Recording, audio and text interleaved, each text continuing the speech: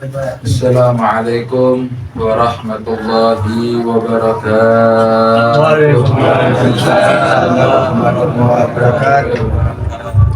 Bismillah walhamdulillah wassalatu wassalamu ala khairi khalqillah sayyidina Muhammad ibn Abdullah wa ala alihi wa ashabihi wa man tabi'a sunnatahu ila yaumi liqa'illah. Subhanaka la ilma lana illa ma 'allamtana innaka antal alimul hakim.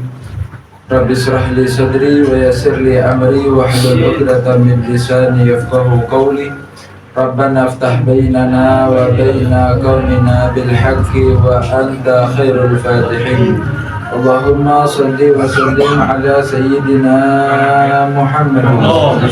Salatan takunu li kulli da'in dawa' wa li kulli illatin shifa' wa daf'an li kulli mihnatin wa bala' wa nasran ala jami'il a'da' bimahdi fadlik wa karamik wa ihsanik ya akramal akramin ya arhamar rahimin, amma ba'du.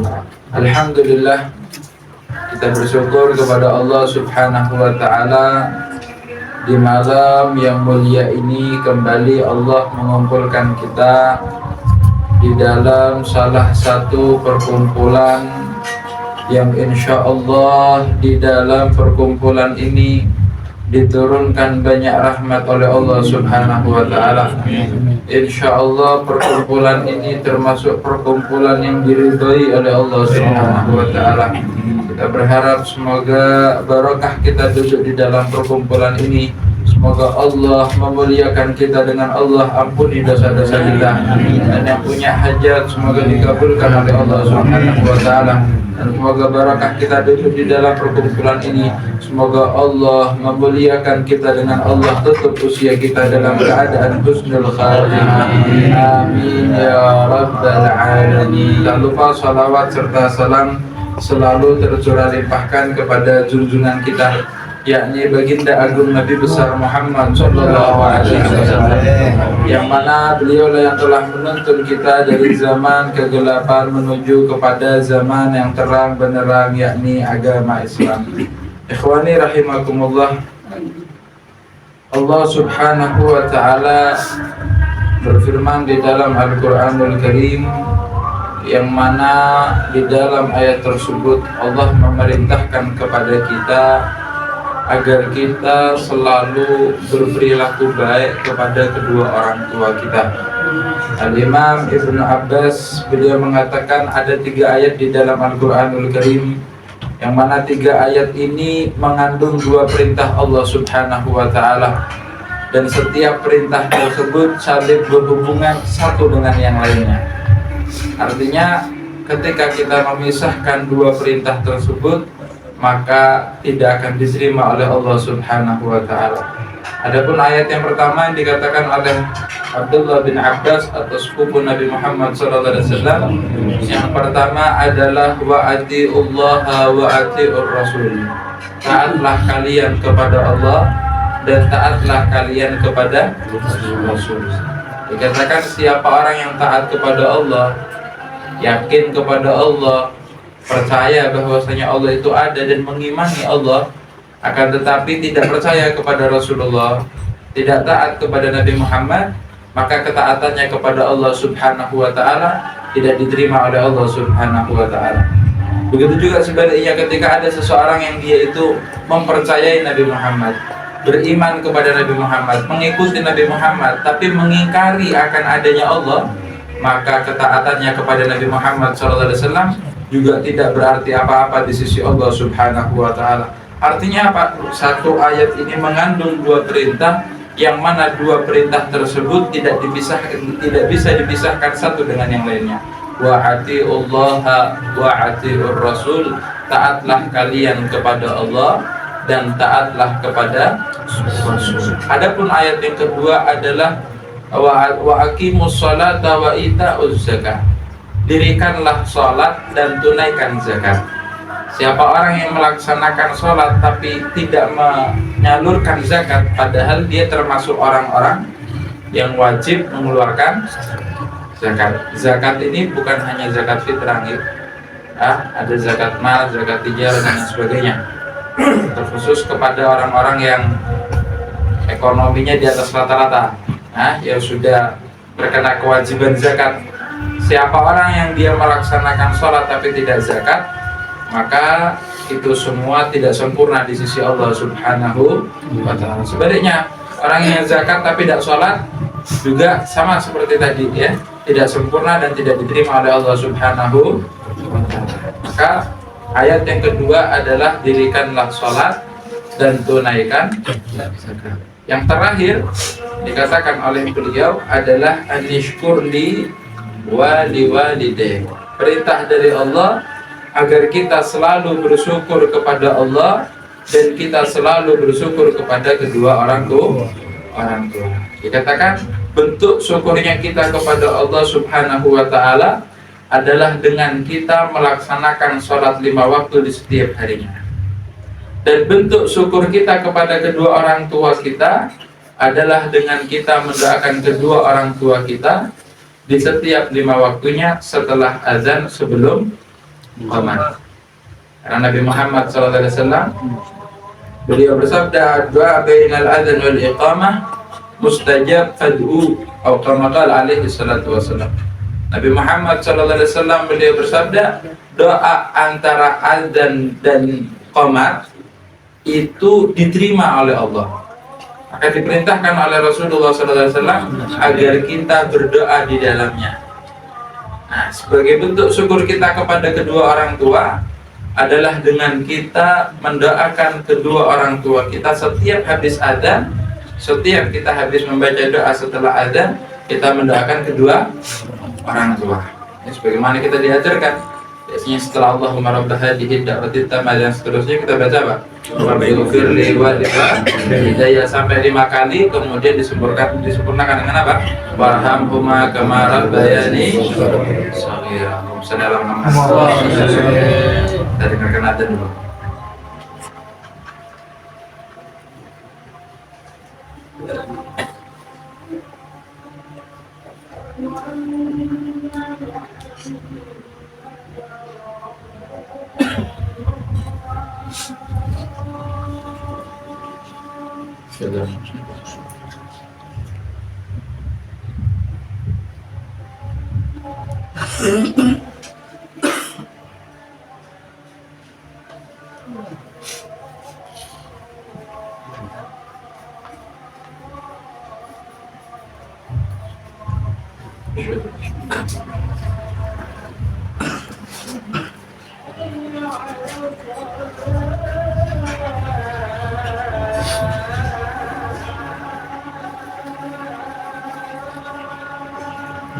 La haula wa la quwwata illa billahil aliyyil azim.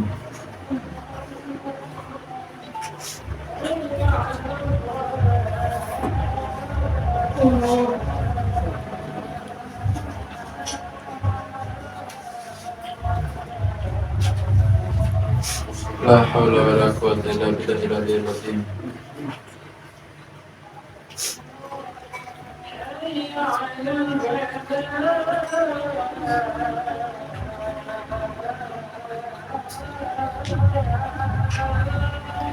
La haula wa la quwwata illa billahil aliyyil azim.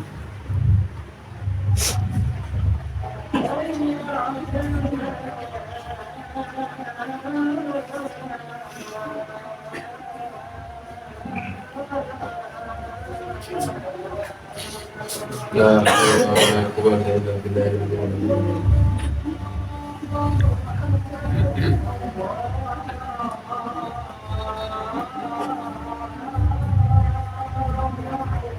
Allahu Akbar, Allahu Akbar.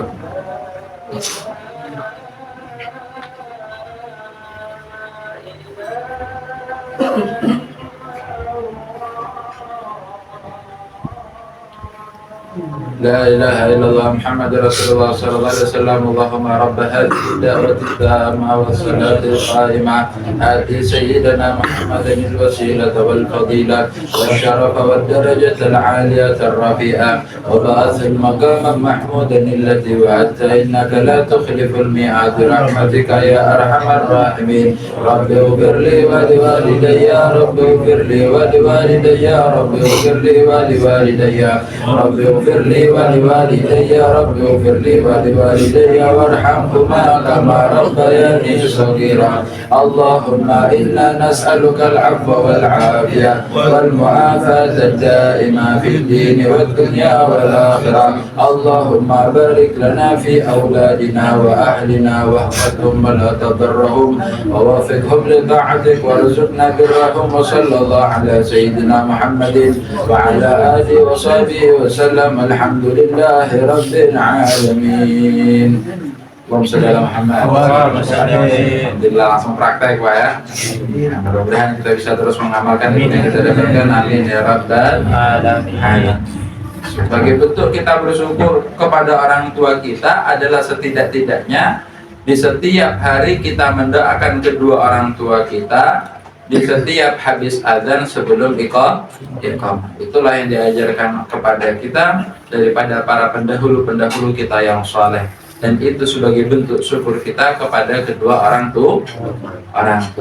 Dan orang-orang yang mereka itu bakti kepada kedua orang tua, mereka akan mendapatkan kemuliaan dari Allah Subhanahu wa Ta'ala. Sebagaimana kita lihat pada ayat sebelumnya, Allah Ta'ala menyetarakan syukurnya kita kepada Allah dan syukurnya kita kepada kedua orang tua.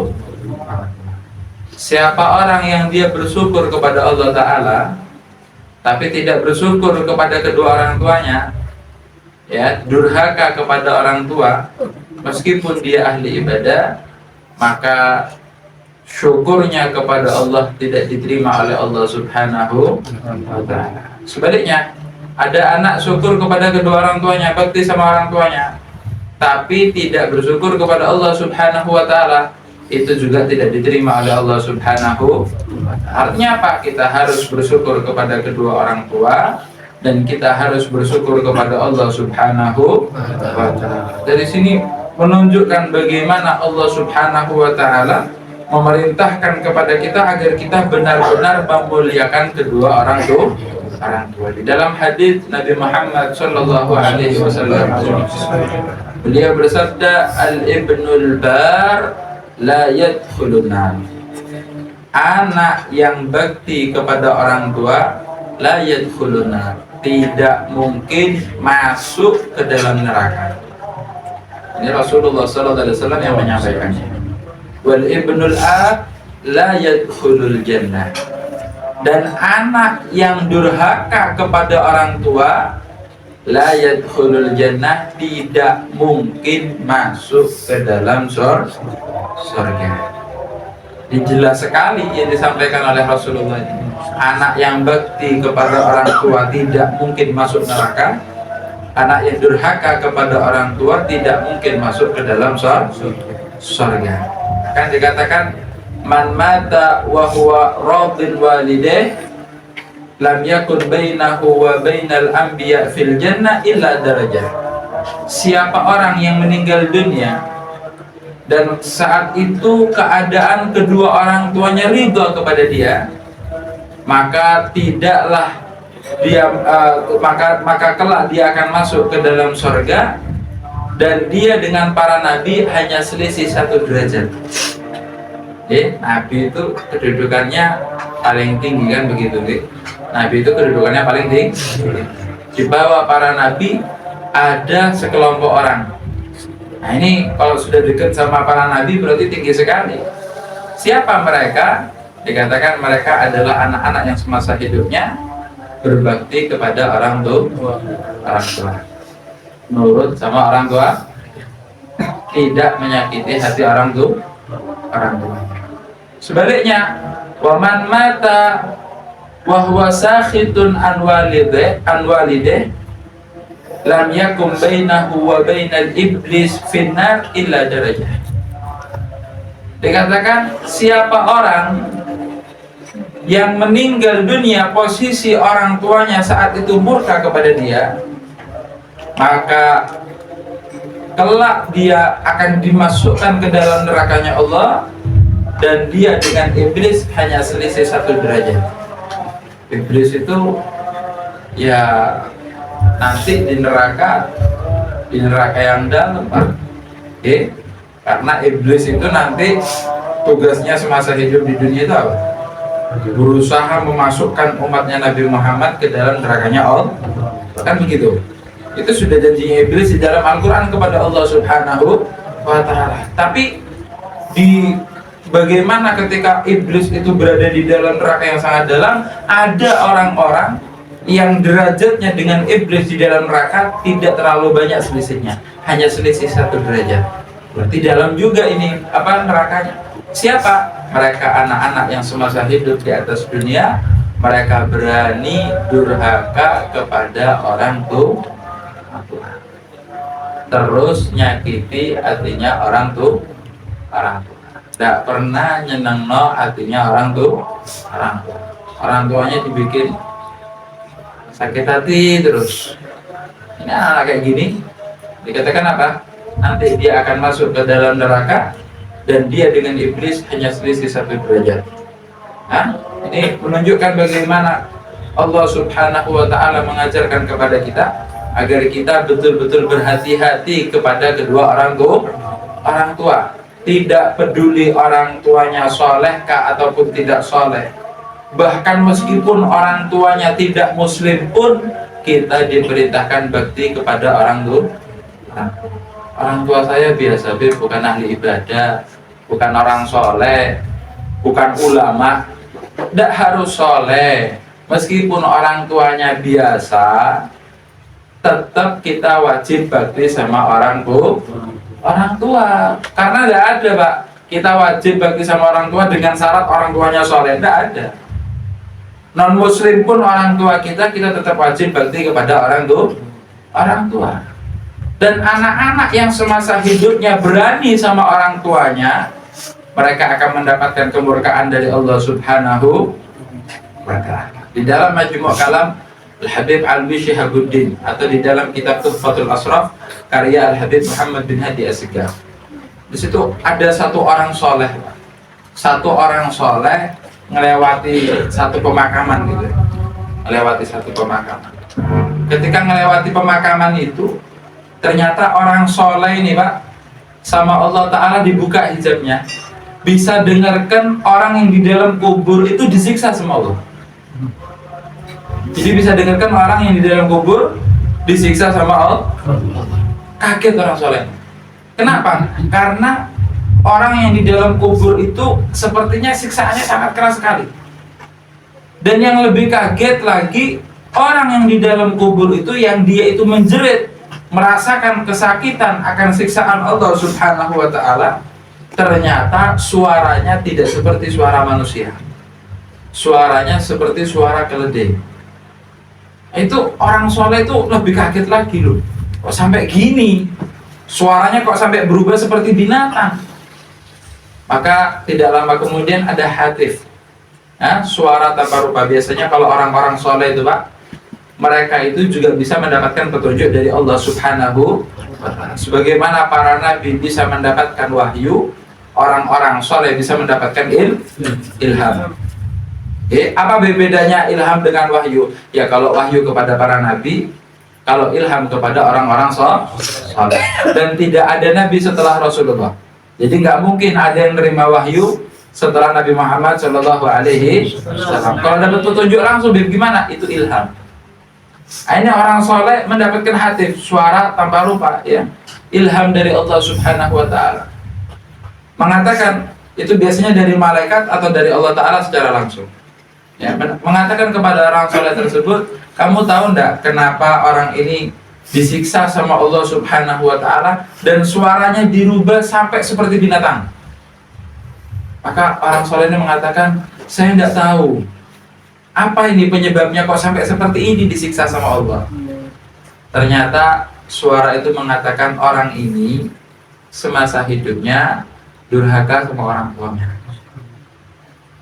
Sampai level anak ini berani ngomong kepada orang tuanya, menyamakan orang tuanya seperti binatang. Kalau bahasa kita sampai wani mesu. Nah, ini di zaman sekarang, maaf ya, saya kecil aja sudah banyak lihat saya anak berani mesu kepada orang tua. Apalagi zaman sekarang. Saya masih kecil aja ngelihat orang-orang di tetangga-tetangga saya sudah banyak kayak gitu. Apalagi zaman sekarang. Nah, ini anak semasa hidup pernah ngomongi orang tuanya, nyamakan orang tuanya seperti binatang. Mungkin di lokno A, B, C. Nah, kalau orang Arab itu, kalau mesonya apa ya, itu khimar, keledai. Orang tuanya di lokno kayak gitu. Subhanallah, ketika meninggal dunia, sama Allah Ta'ala suaranya dirubah seperti keledai. Ini menunjukkan bagaimana bahayanya ketika kita itu berani menyakiti hati kedua orang tua. Sebaliknya orang yang dia itu bakti sama orang tua, ya mereka akan mendapatkan kemuliaan dari Allah Subhanahu wa Ta'ala. Tinggal kita pilih, kita mau yang mana? Ya, tentu kalau kita waras Pak ya, pasti kepingin mendapatkan kemuliaan dari Allah. Caranya bagaimana? Ya bakti sama orang tua. Bakti sama orang tua. Dahulu itu ada salah seorang tabi'in yang bernama Uwais Al-Qarni. Uwais Al-Qarni itu Pak semasa hidupnya orangnya sederhana. Maaf, sampai Sayyidina Uwais Al-Qarni itu dipakai mainan sama anak kecil-kecil, diremehkan sama masyarakat, dianggap orang gila. Bahkan beliau itu, kalau beliau itu sudah lapar Pak, nyari makan itu ngeker-ngeker sisanya makanannya masyarakat, nyari di tempat sampah. Mana ya Allah, dihinakan sama orang, dianggap bukan siapa-siapa. Hidup di zaman Rasulullah, kepingin ketemu sama Rasulullah, tapi ibunya sakit, lebih milih bakti sama orang tua, karena tidak ada yang merawat ibunya yang sakit. Ini yang seperti ini, shagirun fi uyunin nas, adimun indallah. Kecil di mata manusia, tapi mulia di sisi Allah. Jadi Uwais Al-Qarni itu di mata manusia disepelekan, dianggap kecil, diremehkan, dianggap sebagai sampah masyarakat, tapi mulia di sisi Allah Subhanahu. Jadi jadi sama orang-orang soleh Pak. Orang-orang soleh itu yang penting mulia di sisi Allah. Yang penting sama manusia gak nyalaan, menghargai, menghormati. Perkara nanti orang lain itu meremehkan dia, gak ada urusan.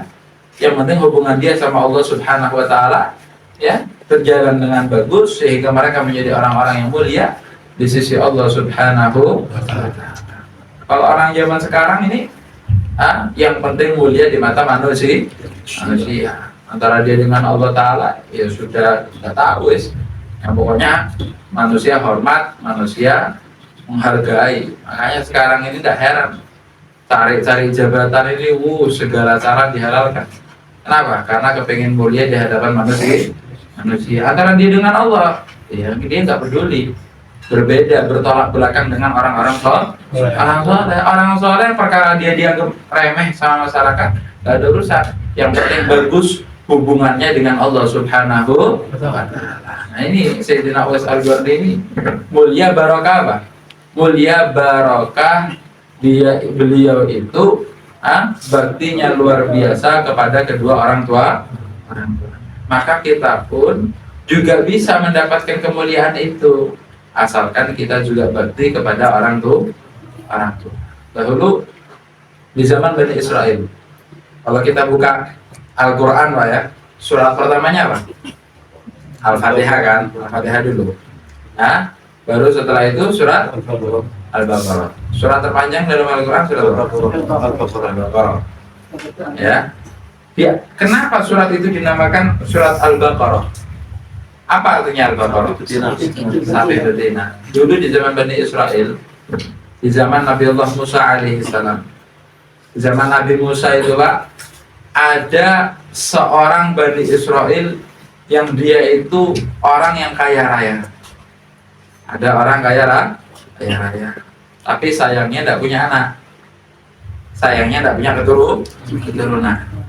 Sedangkan orang kaya ini punya saudara, kebetulan saudaranya ekonominya di bawah rata-rata. Ekonomi saudaranya jauh dibandingkan sama dia, miskin Pak. Sampai satu ketika si saudaranya ini kertek dalam hati. Kapan yo dulurku mati? Kapan dulurku mati? Berharap apa? Berharap dapat warisan. Berharap dapat warisan. Karena saudaranya yang miskin ini tahu, oh ini saudara saya yang kaya gak punya anak. Ini kalau saudara saya ini mati, saya dapat warisan, kebagian saya. Kapan dia mati? Oh gak mati dulurku ini. Jadi dia harus matinya. Hari demi hari berjalan, bulan demi bulan, tahun demi tahun. Subhanallah, tidak mati-mati. Yang ditunggu mati, tidak mati. Sampai heran, kok mati-mati gitu. Yo, apa ini caranya ini? Akhirnya sampai di saat itu dihasut oleh syaitan, dibisik-bisik sama syaitan agar membunuh saudaranya, ya, agar bisa apa? Mendapatkan waris daripada saudaranya yang kaya. Makanya bahaya ya kalau orang itu dia itu nggak qanaah, kalau dia nggak ridho sama ketentuan Allah, ini bahaya. Apalagi yang miskin atau yang ekonominya di bawah rata-rata, itu bisa-bisa menghalalkan segala cara.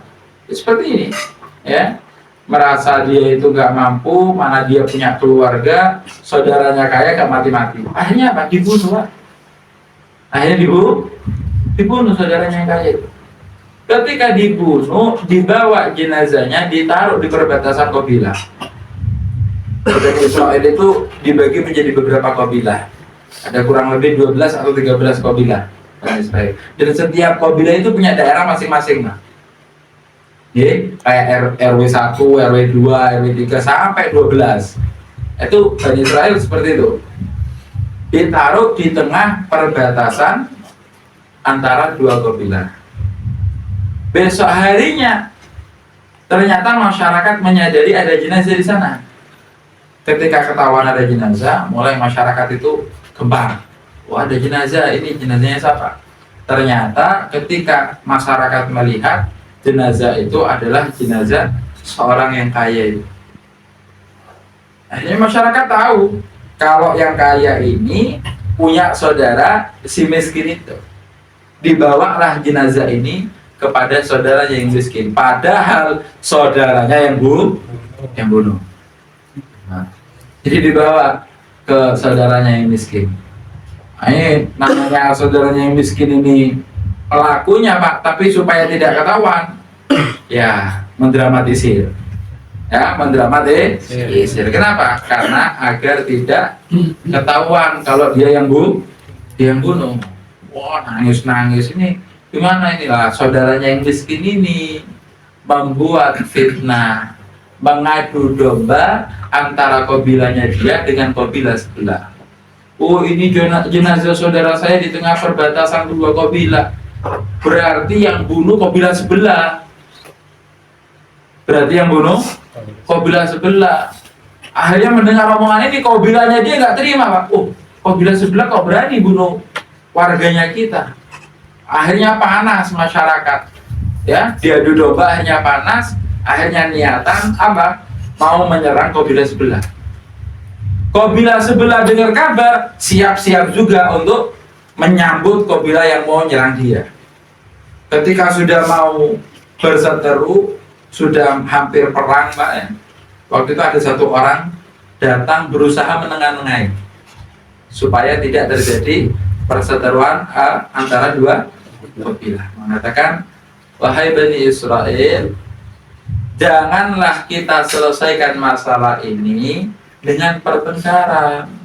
Jangan kita selesaikan masalah ini dengan pertumpahan darah. Masalahnya tidak selesai, malah tambah ruwet. Terus kita harus gimana? Apakah antum lupa di tengah-tengah kita ini ada seorang Rasul, ada seorang Nabi? Lebih baik kita datang kepada beliau, kita minta kepada beliau agar beliau minta petunjuk kepada Allah Subhanahu wa ta'ala. Kita selesaikan secara baik-baik. Siapa Nabi saat itu? Nabi saat itu adalah Nabi Allah Musa alaihi salam. Akhirnya kedua kabilah ini sepakat, ya sudah yuk kepada Nabi Musa.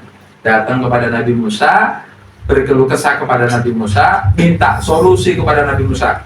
minta petunjuk kepada Nabi Musa agar ketahuan siapa sebetulnya pembunuh ini.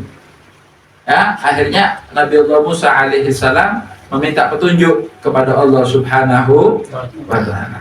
Allah pun mau memberikan petunjuk itu asalkan Bani Israel mau mendatangkan seekor sapi betina. Asalkan Bani Israel mau mendatangkan seekor sapi betina. Disampaikan sama Nabi Musa, wahai Bani Israel, Allah Ta'ala punya syarat. Untuk ngasih petunjuk ini Allah Ta'ala punya syarat. Apa syaratnya Nabi Musa? Datangkan kepada saya seekor sapi betina. Bani Israel ini tanya Pak ya. Sebetulnya kalau seandainya tidak tanya, ya sudah cukup, sapi betina seperti apapun cukup. Tapi gara-gara banyak tanya, akhirnya mempersulit dirinya sendiri. Makanya orang yang banyak tanya, ngeyel, keminter, ini Bani Israel. Ini Bani Israel. Kok ono yang model gini lagi sisa-sisa Bani Israel. Ini bahaya orang kayak gini nih ya. Akhirnya karena banyak tanya, akhirnya mempersulit dirinya sendiri. Tanya kepada Nabi Musa, wahai Nabi Musa, sapi betina yang seperti apa? Tidak jelas Nabi Musa. Akhirnya sama Nabi Musa disampaikan, sapi betina yang tidak terlalu besar dan tidak terlalu kecil. Sudah takon maneh. Nabi Musa, sapinya warna apa? Sapinya warna apa? Akhirnya dijawab sama Allah Ta'ala, disampaikan sama Nabi Allah Musa alaihissalam, sapinya warna kuning. Bayang Pak, sapi warna kuning. Mana ada sapi kuning? Dari ujung sampai ke ujung kuning semua. Yang sekiranya ketika orang melihat, orang itu pasti langsung kepingin punya sapi itu. Bingung Bani Israel. Sapi, ya sudah cari. Kalau tidak bisa dapat petunjuk dari Allah. Terus orang-orang Bani Israel ini tanya lagi, Pak. Mengaken takon orang Bani Israel ini. Tanya lagi. Nabi Musa, kenapa kok harus sapi? Apa gak kewan sing lain ae? Mbek ta, unta ta? Tanya. Itu dijawab ya. Allah, sama Nabi Allah Musa alaihissalam, tidak, perintahnya Allah tetap sapi. Kenapa kok sapi? Karena Allah Ta'ala tahu Pak, di hati Bani Israel itu masih ada rasa memuliakan kepada sapi. Kok bisa Beb? Karena dulu ketika Nabi Musa alaihissalam meninggalkan Bani Israel, pergi ke Bukit Turi Sina untuk berjumpa dengan Allah, Nabi Musa meninggalkan Bani Israel dengan Nabi Allah Harun, saudaranya Nabi Musa. Saat itu ada seseorang yang bernama Samiri. Samiri. Buat patung bentuknya sapi, akhirnya disembah sama Bani Israel. Jadi Bani Israel itu pernah nyembah patung sapi. Karena Allah Ta'ala tahu di dalam hati mereka masih ada rasa memuliakan kepada sapi, makanya Allah Ta'ala memerintahkan Bani Israel untuk mendatangkan sapi agar menghilangkan rasa memuliakannya mereka kepada binatang sapi. Jadi itu hikmahnya. Kenapa kok sapi? Kenapa kok tidak kambing? Kenapa kok tidak unta? Kenapa kok tidak yang lain-lain? Kok sapi? Karena itu tadi sebabnya. Nah, di sisi lain ada seorang pemuda yang dia itu baktinya luar biasa kepada ibunya. Abahnya sudah meninggal, dia tinggal sama ibunya. Ya, sehari-hari orang yang sederhana. Setiap hari malamnya dibagi menjadi 3 Pak. Sepertiga malam pertama dipakai untuk khidmat sama ibunya, ya, ngeladeni kepada ibunya. Sepertiga kedua dipakai istirahat. Sepertiga ketiga dipakai qiyamul lail, pakai ibadah kepada Allah Subhanahu wa Ta'ala. Nah ini akhirnya si ibu ini ngomong sama anak Pak, sama si pemuda itu, nak, kita ini kan hidupnya sederhana, kita ini kan miskin. Sekarang kamu pergi ke hutan, nak. Bapakmu itu tidak meninggalkan waris apapun kepada kita kecuali 1. Bapakmu meninggalkan sapi. Lokasinya ada di hutan, cari sebelah sini, kemudian ciri-ciri sapinya disebutkan sama ibunya. Kalau kamu sudah nemu, ambil. Itu haknya kamu.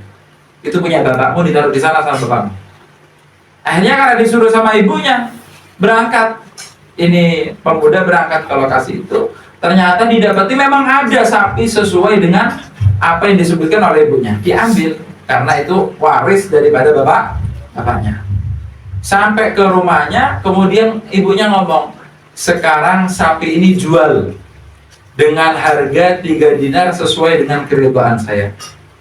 Maka berangkatlah pemuda ini ke pasar, mau jual sapi ini.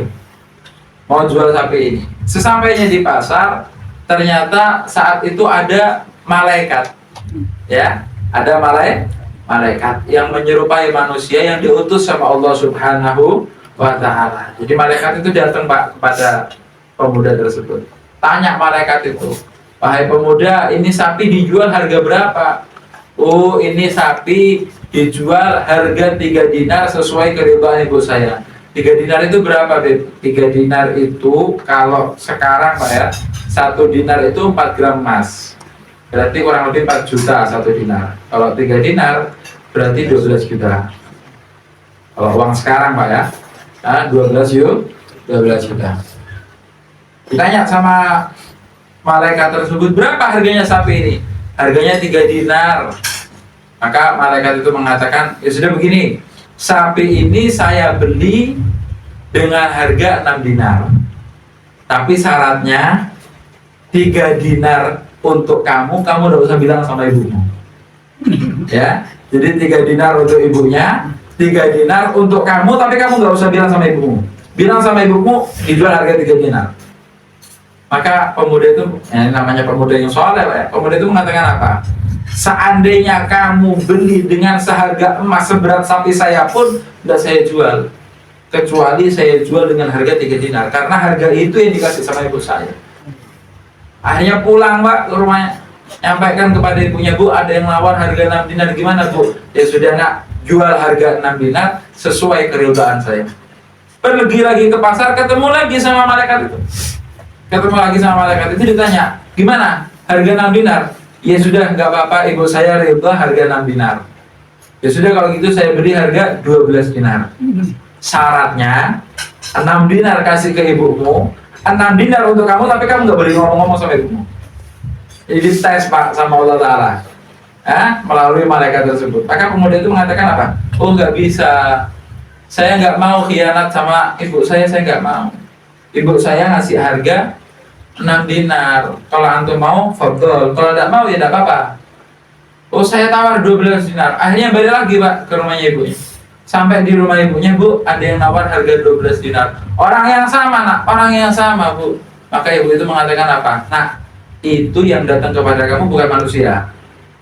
Itu yang datang kepada kamu adalah malaikat. Itu datang ngetes kamu. Apa kamu itu khianat sama ibu atau enggak? Sekarang kamu datang kepada dia, kamu tanya kepada dia, intinya apa? Sapi ini boleh dijual atau tidak boleh dijual? Akhirnya berangkat lagi anak ini ke pasar, ketemu lagi sama malaikat itu Pak. Maka pemuda itu mengatakan, ibu saya mengatakan bahwasanya antum ini bukan manusia, antum ini malaikat. Kaget malaikat itu Pak, kok bisa tahu? Ya, kemudian ngomong, ibu saya tanya, intinya apa? Sapi ini boleh dijual atau tidak boleh dijual? Kemudian malaikat itu mengatakan kepada pemuda tersebut, wahai pemuda, ketahuilah, jangan kamu jual sapi ini, karena nanti akan datang segerombolan Bani Israel, sekelompok Bani Israel yang akan membeli sapimu atas suruhan Nabi Musa. Kalau mereka datang, jualin sapi ini seharga emas seberat sapi ini. Seharga berapa? Seharga emas seberat sapi. Sapi ini sak ton. Ya mbus, ya berarti emas sak ton. Langsung tajir melintir ya. Akhirnya pemuda itu mengatakan, oh ya, insya Allah sapi ini nggak anak jual kecuali nanti datang Bani Israel kepada anak. Berjalannya waktu sampai kejadian ini Pak, pembunuhan ini. Sampai Allah Ta'ala memerintahkan kepada Bani Israel, balik ke cerita pertama Pak ya. Sampai Allah Ta'ala memerintahkan kepada Bani Israel untuk mencari seekor sapi betina yang tidak terlalu besar, tidak terlalu kecil, warnanya kuning, kalau orang melihat langsung senang sama sapi itu. Ternyata ketika Bani Israel itu nyari, didapati sapi itu adalah punya pemuda itu tadi. Jadi sudah diatur Pak sama Allah Ta'ala. Ternyata sapi itu punya pemuda itu tadi. Maka Bani Israel itu bertujuan untuk membeli sapinya. Tanya ke pemuda itu, wahai fulan, kami datang ke sini atas suruhan Nabi Musa. Dan kami datang ke sini untuk membeli sapimu.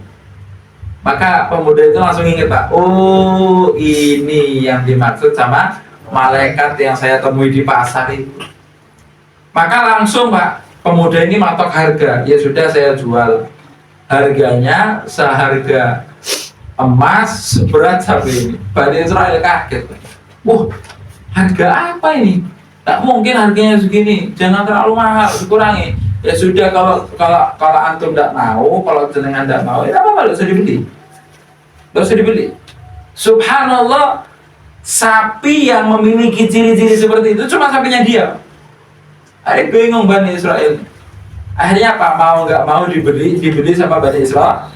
Akhirnya unan Pak, tuku sapi ini. Langsung jadi kaya raya. Dibawa itu sapinya ke hadapan Nabi Allah Musa alaihi salam.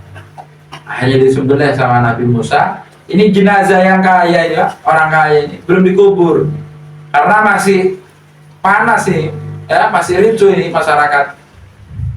Akhirnya sama Nabi Allah Musa itu sapi disembelih, diambil paha kaki sebelah kanan, ya yang belakang diambil sama Nabi Allah Musa alaihissalam, ditepukkan kepada jenazah itu sambil mengatakan gum biidznillah. Bangunlah kamu dengan seizin Allah. Subhanallah, biqudratillah. Jenazah ini Pak, orang yang sudah meninggal dibangun. Orang yang meninggal bangun. Saat itu Bani Israel menyaksikan kejadian ini. Kemudian Nabi Musa tanya, ya fulan, siapa yang bunuh kamu?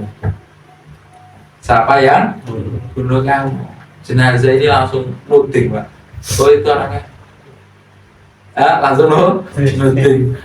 Ternyata ketahuan yang bunuh adalah saudaranya yang miskin. Gempar masyarakat. Ya Allah, ternyata yang bunuh saudaranya sendiri. Cuma gara-gara kepengen dapat warisan. Ini dari kisah ini Pak, kita ambil hikmah yang sangat luar biasa. Yang pertama, bahayanya fakir, bahayanya miskin, ya, ketika tidak ada rasa ridho dengan ketentuan Allah Subhanahu wa Ta'ala. Makanya kita apa? Kita ini harus minta jadi orang yang mampu. Oke, harus minta kita dijadikan orang yang mampu. Kalau memang ditakdir kurang mampu, ya, kita harus minta sama Allah agar kita diberikan hati yang ridho dengan ketentuan Allah Subhanahu wa Ta'ala. Karena tidak semua orang yang, mohon maaf ya, yang ekonominya di bawah rata-rata, nggak semuanya sabar. Nggak semuanya sabar. Karena kalau sudah nggak sabar, akhirnya menghalalkan segala cara. Nah, ini akhirnya orang-orang seperti ini rawan mendapatkan kemurkaan dari Allah Subhanahu wa Ta'ala. Tapi kalau dia itu ekonomi di bawah rata-rata dan ridho, luar biasa. Orang yang miskin dan dia ridho dengan ketentuan Allah akan lebih dulu masuk ke dalam surganya Allah dibandingkan dengan orang yang kaya yang ahli ibadah. Kenapa? Karena orang kaya itu Pak, hisabnya panjang. Apa hisabnya? Panjang. Halaluha hisab wa haramuha adab. Harta yang dia punya itu, yang halal nanti dihisab, yang haram ya diadab sama Allah Subhanahu wa Ta'ala. Orang-orang yang sederhana yang mau dihisab apanya Pak? Langsung bismillah, mlebu surga, asalkan ridha dengan ketentuan Allah. Ya. Hikmah yang kedua yang kita dapatkan dari kisah ini adalah bagaimana Allah Subhanahu wa Ta'ala memuliakan kepada anak yang baktinya luar biasa kepada orang tua. Kita saksikan banyak anak yang mungkin SD gak lulus Pak, SD nggak lulus. Tapi kaya raya. Barangnya apa? Luar biasa sama ibunya. Luar biasa sama ibunya. Anak yang bakti sama orang tuanya, dia akan dimuliakan oleh Allah bahkan di dunia sebelum di akhiratnya.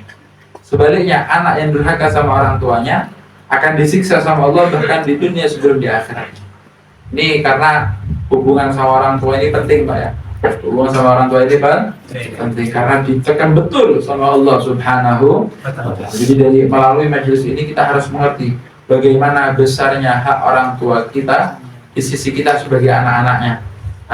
Kalau orang tuanya sudah meninggal, bagaimana Habib? Ya, kalau orang tuanya sudah meninggal, dulu waktu masih hidup saya belum sempat bakti. Dulu waktu masih orang tua saya hidup, saya masih nambung, belum ikut pengajian, masih sering ngeloro hati mak, hati bapak. Ya, bagaimana? Apa ada solusinya? Ada, Pak, solusinya. Supaya kita menjadi anak yang bakti kepada orang tua. Orang tua yang pertama apa? Lihat orang tuanya ada utang apa enggak? Ada utang, sampean yang bayar. Sampean yang bayar. Maka bayarnya sampean kepada orang tuanya, utangnya orang tuanya itu bentuk baktinya anak kepada orang tua. Terus perhatikan, orang tuanya masih ada janji enggak sama orang lain? Masih ada janji belum terpenuhi. Sampean yang memenuhi. Maka itu bentuk baktinya anak kepada orang tua. Terus antum lihat, orang tua ini dulu sering datang kepada siapa? Ini teman-temannya Abah, Bib. Ini teman-temannya Ibu. Dulu waktu orang tua masih hidup, sering didatangi orang-orang ini. Ya antum datangi juga. Antum sambung silaturahmi kepada mereka. Itu juga bentuk bakti kepada orang tua. Kemudian apa? Jangan lupa orang tuanya didoakan dan didatangi kuburnya setiap hari Jumat.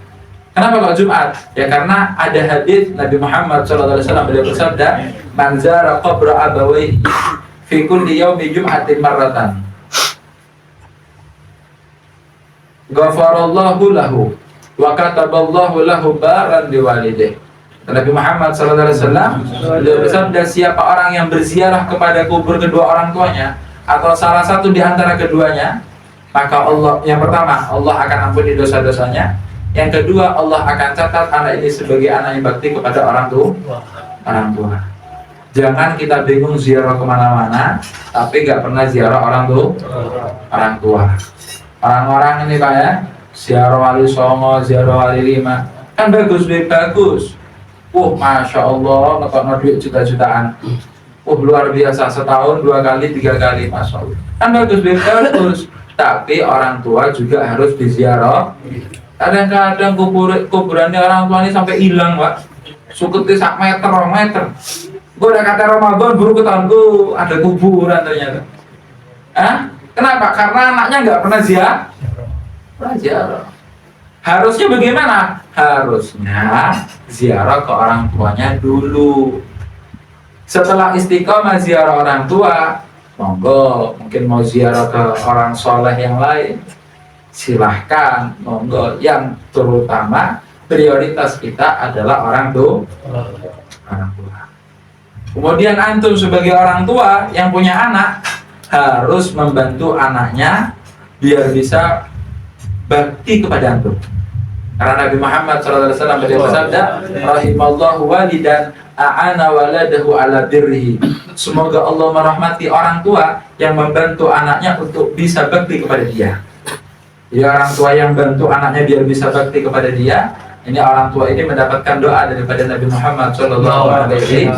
Gimana caranya? Ya kasih contoh yang baik, kasih makanan yang halal, ajarkan syariatnya Rasulullah, ajarkan bagaimana akhlak yang bagus, kenalkan kepada orang-orang yang soleh. Itu mempermudah anak agar bakti kepada orang tua.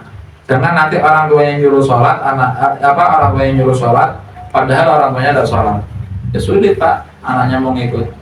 Ya sama orang tuanya, kamu jangan seperti ini, tapi orang tuanya melakukan. Ya repot. Ini mempersulit anak untuk bakti kepada orang tua. Makanya kata Nabi Muhammad SAW, orang tua yang membantu anaknya untuk bisa bakti kepada dia, juga akan mendapatkan rahmat dari Allah Subhanahu wa ta'ala. Semoga dijadikan ilmu yang berkah, ilmu yang bermanfaat. Semoga bisa duduk di dalam majelis-majelis kebaikan diberikan istiqamah oleh Allah Subhanahu wa taala. Yang belum bisa duduk di dalam majelis kebaikan, semoga hatinya dibuka oleh Allah Subhanahu wa taala, dibarengi hidayah oleh Allah Subhanahu wa taala sehingga bisa bergabung dengan kita mengkaji ilmu Nabi Muhammad sallallahu alaihi wasallam. Mudah-mudahan Allah jadikan keluarga kita keluarga yang sakinah, mawaddah, warahmah. Mudah-mudahan Allah jadikan anak-anak kita anak-anak yang salihin, yang salihat. Yang belum punya anak semoga diberikan anak oleh Allah Subhanahu wa taala. Yang belum menikah semoga diberikan jodoh terbaik oleh Allah Subhanahu wa taala. Mudah-mudahan barokah kita duduk di dalam majelis ini, Allah Subhanahu wa taala muliakan kita dengan Allah tutup semua aib-aib kita. Allah ampuni semua dosa-dosa kita. Yang punya hajat semoga dikabulkan oleh Allah Subhanahu wa taala. Baik hajat dunia lebih-lebih hajat akhiratnya, dan semoga Allah muliakan kita dengan Allah tutup usia kita dalam keadaan husnul khatimah. Semoga Allah bersihkan hati kita, Allah cerdaskan akal kita, Allah baguskan akhlak kita, Allah selamatkan pemahaman kita. Semoga Allah selamatkan kita, pasangan kita, dan anak turun kita daripada fitnah akhir zaman dan daripada fitnah Al-Masih Dajjal.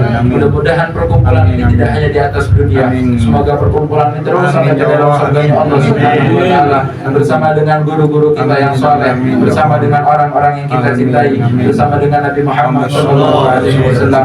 Amin amin ya rabbal alamin. وعلى هذه النية وكل نية صالحة وإلى حضرة النبي محمد صلى الله عليه وسلم بسر الفاتحة.